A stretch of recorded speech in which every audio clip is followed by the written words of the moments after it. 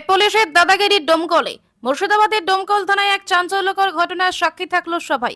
অভিযোগ উঠেছে, ব্যাংকের পাসবুক হারানোর অভিযোগ জানাতে গিয়ে পুলিশের দুর্ব্যবহার ও মারধরের শিকার হয়েছেন আইআইটি খড়গপুরের প্রাক্তন ছাত্র গবেষক ডক্টর ইমন কল্যাণ।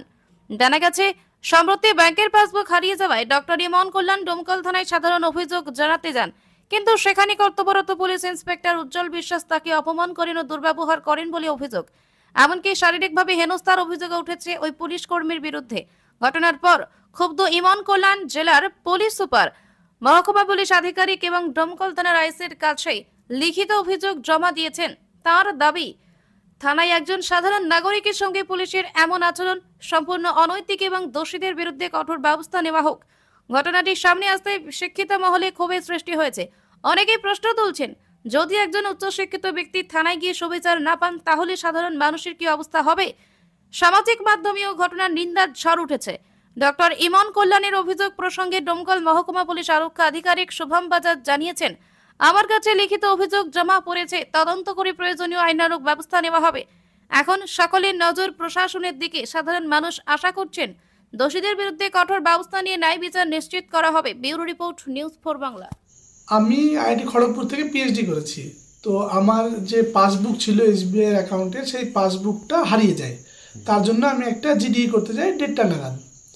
এবং জিডি করার উনি যে কাগজপত্রগুলো, সেই কাগজপত্র যিনি অফিসার ইনচার্জ ছিলেন, উনি দেখে সঙ্গে সঙ্গে বললেন যে আপনি একটা স্ট্যাম্প মেরে নিয়ে আসুন ব্যাংক থেকে।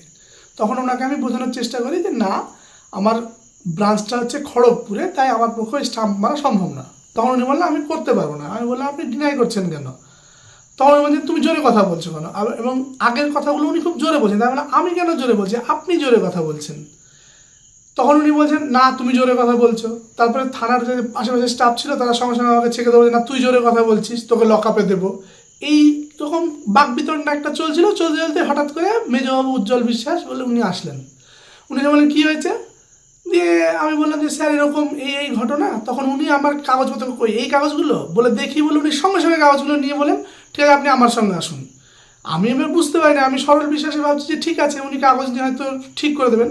উনি আমাকে যেখানে জিডি লেখা হয় তার পাশ দিয়ে বাম দিক দিয়ে ঘুরলে, বাম দিকে ঘুরে যদি একটু এগিয়ে যায় করিডরে, সেই করিডরে পার্থসারথী মজুমদার যে আইসি আছেন, উনার ডান দিকের যে ঘর, একদম শেষ ঘর, যেটা মেজবাবুর ঘর, যেখানে সিসিটিভি নেই, করিডরে আছে কিন্তু ওখানে সিসিটিভি নেই, ওখানে আমাকে যেতে পারেন। ওখানে আমি ঢুকে পড়ি, আমি তো জানি না সিসিটিভি নেই। আমি ঢোকার পরে দরজা বন্ধ করেছে বেদম্মার উনি ছিলেন এবং আরও 3-4 জন ছিল। সবার নাম আমি জানি না, কারণ আমি মনে করতে পারছি না। এবং অশ্রাব্য ভাষায় গালাগালি এবং আমার ব্যাগ খুলে নিয়ে টেনে ছিঁড়ে ফেলে দেওয়া। আমি ওনাকে বারবার রিকোয়েস্ট করেছি, দেখুন আমি পিএইচডি করেছি, আমি অশিক্ষিত ছেলে নই, আপনারা একবার খোঁজ নিয়ে দেখুন। কিন্তু ওনারা আমাকে অশ্রাব্য গালাগালি, মা বাবার গালাগালি, মানে বিভিন্ন ধরনের গালাগালি এবং মা বেতের লাঠি দিয়ে, এবং ফিজিক্যাল অ্যাসল্টের বিভিন্ন জিনিস তো আপনারা দেখেছেন, গায়ে যেরকম আছে বিভিন্নভাবে মেরেছেন, লাথি, বুকে মার। তারপরে যখন আমি ফোন বের করে মাকে ফোন করার চেষ্টা করছি, তখন ফোনে মারতে যাচ্ছেন লাঠি দিয়ে, যাতে ফোনটা ভেঙে যায়। দামি ফোন, ভেঙে গেলে অসুবিধা হবে, ফোন কেড়ে নেওয়ার চেষ্টা করেন। দেখ আমি ফোনটা ঢুকিয়ে রাখি আর আমি দেওয়ালের দিকে কোনাতে সরে যাওয়ার চেষ্টা করি বারবার, উনি মারলে যাতে মারগুলো না লাগে আমার, মানে ফোনটা যাতে আমার না ভাঙে বারবার। তারপরে কিছুক্ষণ পর যখন অনেক মারা হলো, তারপরে আমি বললাম ঠিক আছে আপনি মেরে নিন আমাকে, যতক্ষণ পারবেন মারুন, কিন্তু আপনারা কাজটা ভুল করছেন।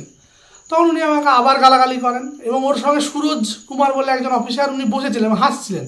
যখন আমি বললাম আইআইটির ছাত্র আমি, তখন উনি বললেন আরে আজকাল আইআইটি থেকে তো গাধার বেরোচ্ছে, মানে ওনার সঙ্গে আমি ওই চালাকি করে উনি আমাকে নিয়ে চলে গেলেন, সেটা আমি চলে এসেছি সেইটাকে মিন করে আর কি বললেন এবং হাসলেন। এবং তার সঙ্গে আরও 3-4 জন ছিলেন যারা হাসছিল এবং মেরেওছে। তারপর কি হলো, এইসব ঘটনার পরে ওনারা যখন দেখলেন যে আমি দুর্বল হয়ে গেছি, মার খেয়ে একদম ক্লান্ত, উইক হয়ে গেছি, তখন ওনারা বললেন যাও লকআপের পাশে গিয়ে বসে আমাকে লকআপে ঢোকাবো। আমি লকআপের পাশে যারা ওই বসে থাকে কয়েকদের সঙ্গে ওখানে বসানো হলো আমাকে। ইতিমধ্যে আমার মা বাবা খবর পেয়ে, আমি ফোন করি মা এবং বাবাকে, মা বাবা খবর পেয়ে আসে। এসে ওনারা যখন আমার কথা বলতে যান কেন মেরেছেন, তখন ওনাদেরকেও প্রচ্ছন্ন হুমকি দেয় যে আপনাদেরকেও এখানে ঢুকিয়ে মারবো এবং ঢুকিয়ে নেবো।